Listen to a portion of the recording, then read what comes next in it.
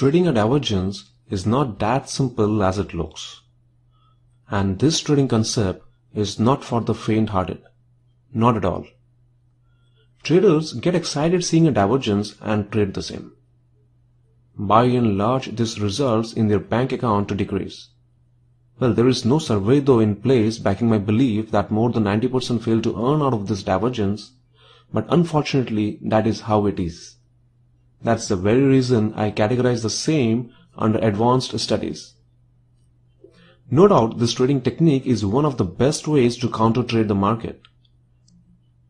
Making any indicator or a study to work effectively depends a lot on logics. And so is the case with divergence as well. It's all about thinking logically.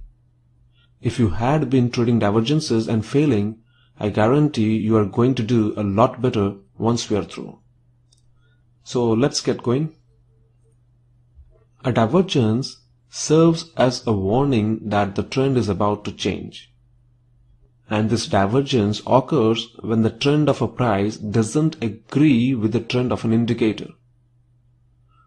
Now, they are of two types: bullish or positive divergence and bearish or negative divergence. Now, in a bullish divergence scenario, price makes new lows, but indicator makes higher low. Market starts losing momentum to the downside, and the scenario suggests that prices may move higher. And in a bearish divergence scenario, price makes new high, but indicator makes lower high. Market loses momentum to the upside, and the scenario suggests that prices may move lower. Let's now understand this concept on a real chart. We have price information on this top panel, and this bottom panel we have 14 periods RSI. Now if you recall the sessions on indicators, quite a few had this divergence as a trading strategy. Now there are quite a few indicators that can be used to determine divergences: stochastic, RSI, MACD, CCI and ROC to name a few. They all certainly do depict divergent scenarios, but RSI, which is Relative Strength Index, to me is undoubtedly best amongst the rest. Everything and any phenomenon has got a logic attached. All the indicators that I just mentioned on their day will throw best divergence for trading utility. But if I have to talk about reliability and consistency, then there is no better indicator than RSI. The question is now, why? Now this divergence-based trading is a counter-trend trading strategy. We are looking to sell when market is in an uptrend and looking to buy when the trend is down.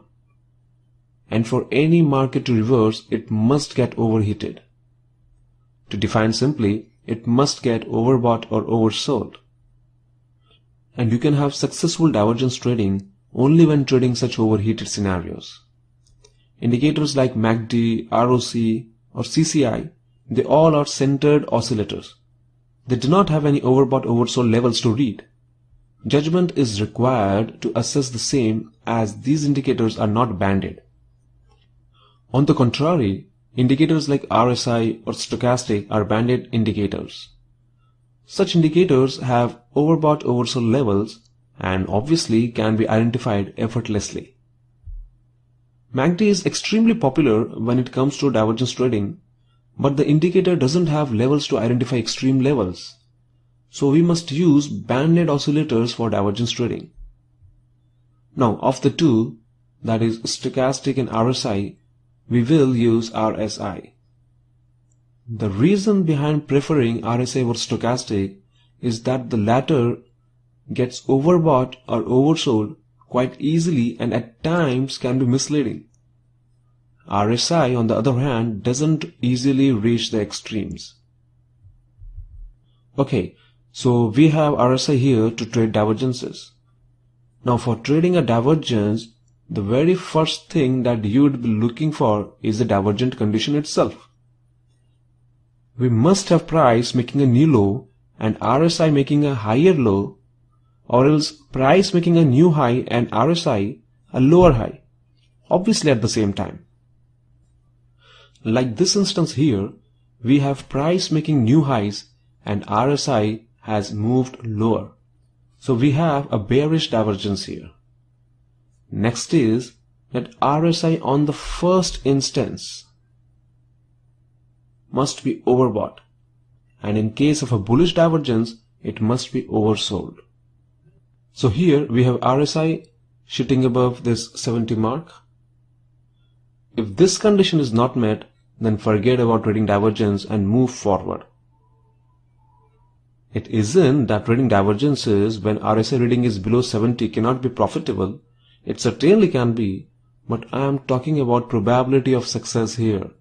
Probability of success trading such scenario is low.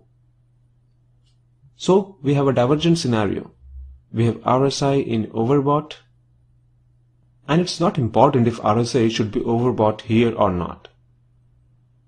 Now this point is the most important one. Get this thing in your head.